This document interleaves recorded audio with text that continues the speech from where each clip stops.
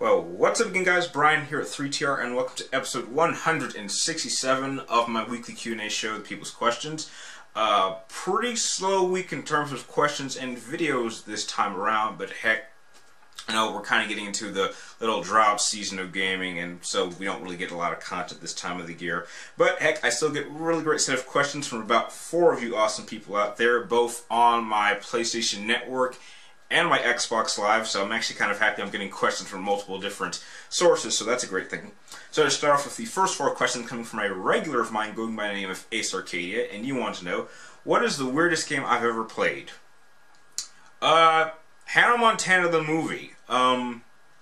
Yeah, very weird game. However, I'm glad I played that game because it was a lot better than the worst video game I will ever play in my life. Like, literally, after I was done, after that traumatic experience, I literally didn't play a game for 3 months. Honestly, you can actually look at my trophies, it's on official record. And I thought that was going to be worse, and it ended up being better, and that brought me back to gaming. So, yeah, weirdest game I ever played ended up actually saving my love for gaming, if that makes any sense. Your next question is, are there any games you hope will be revealed at this year's E3? Yeah, definitely. I'm hoping we'll finally get an official reveal of the next God of War game. I think they kind of stated that they were working on another God of War. I'd love to see DDR return. I know that's irrelevant at this point since I can just play it at my job since we have our own DDR arcade. And I know Final Fantasy 15, I think Square said they weren't going to talk about that at all. I'm sure they're going to be talking about a little bit more of the Metal Gear Solid 5 when that gets close to release.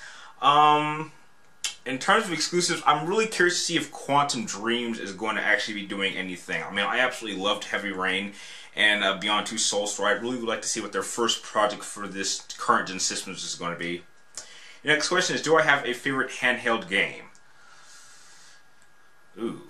I guess Metal Gear Solid Purple Ops, which in my opinion is one of the most underrated video games of all time, so yeah, I guess I'll go for that. And your last question is, will I be doing anything special with 3TR when I hit 5,000 subscribers? By the time this video is up, chances are I'm probably certainly within 20 subscribers of hitting 5,000, and I will be honest with you guys, I have no idea what I'm going to do. I have run into this problem every time I've hit 1,000 new subscribers. I don't think I came up with anything when I hit 3,000 or 4,000. I really want to do something for 5,000, so if any of you guys have any really great ideas, please share with them in the comments down below. I really want to make 5,000 subscribers special.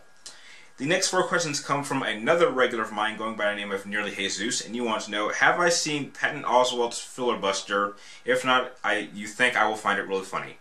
I did find it funny after a couple of watches. It's the type of comedy where I don't quite get it at first, but when I sit down and really think about it, and I was like, oh, okay, now I see what the point of what he was doing was. And yeah, it took a while, but I eventually kind of warmed up to it. Your next question is, do I care for video game scores? When it comes to rating and scoring video games, there are certain YouTubers that do scores that I actually do take into account. Some of the bigger upper ones, like IGN or GameSpot or Game Trailers, I don't think I take theirs quite as seriously because I know that some of their ratings are paid for, and so it makes it really hard to know which ones are legitimate and which ones are not. So if you're a lower class YouTuber, something like on my level or something that's not being paid to do reviews, then there's a much higher chance that I'll probably take your game scores into account than someone who's like corporate and much more big up. Your next question is, do I have any idols or heroes? In terms of YouTube, yeah, I certainly have a few of them. I've already talked about them, so you should already know what they are. In terms of life, I guess maybe my mom, because she's been through quite a lot, and you know, I really want to try to help her out, but you know, that's a topic for something I will not be talking about on this channel. I don't know, I guess stereotypical heroes, I guess Martin Luther King, I guess he's one, Abraham Lincoln, just name off some historical figures. The next question that you have is, what are my feelings on Silent Hill being canceled? I personally didn't care. I have never really been a Silent Hill fan. I tried playing the first two, which people say are like some of the scariest games of all time. I see those games as comedy games because I can't imagine how someone who likes horror could be scared by those games. So the fact that it was canceled, I personally didn't care. The only reason I was going to play it was because Hideo Kojima had been attached to it, but now that he's gone from that project and it is now canned, he now can spend his resources and his remarkable talent onto another project, which I'll be sure to check out. But yeah, I'm not too broken up about it. The next two questions come from CRH Gaming, and you want to know, where do I get my intros? That is a secret. Don't put it like this. Where I get my intros is kind of how Barbossa describes the mystical island in the movie Curse of the Black Pearl. The only ones who can get those intros are those who already know where to find them. But trust me, there are tons of template areas and websites that you can get really cool intros. Mine are just very, very expensive, and so it's very, very rare or very unlikely that I'll actually see someone who actually also knows where I get my resources for my intros. But it's possible. The next question is, what is my favorite Photoshop program? I don't really use Photoshop. When I do make my own personal tags, I usually just use Microsoft Paint because it's very simple and it's easy to use, and it's very efficient. And the last two questions actually are the first two questions that actually come to me through my Xbox Live account, so thank you Gizmo Tech. And you want to know, will I be recording my E3 predictions? Yeah, sure, I don't mind doing E3 predictions. Yeah, I mean, I kind of did maybe the first part of it earlier on in this video, but I don't mind going into much more detail in what I expect to see. And the last question of the episode is, if I had a lifetime pass to go to any con or gaming convention, which would I choose and why?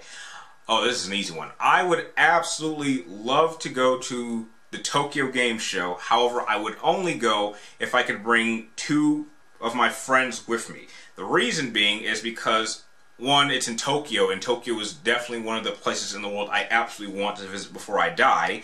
And number 2, I'm not going to any foreign country by myself alone, and the 2 friends I do want to take, one really likes the Japanese culture as much as I do, so I know that she would enjoy going there, and I want to take my brother because he's actually been to Tokyo once before, and so I could use his expertise to help us prevent getting lost. And if those questions out of the way, that is the end of this particular episode. I'd like to thank the 4 of you guys for making the episode possible and sending in a really great set of questions. If you guys have any questions that you'd like me to answer in next Friday's episode, be sure to type them in the comments down below. But make sure you get them into me before next Wednesday before I start filming this. And like always, thank you guys for watching. You're awesome, and I'll see you next time.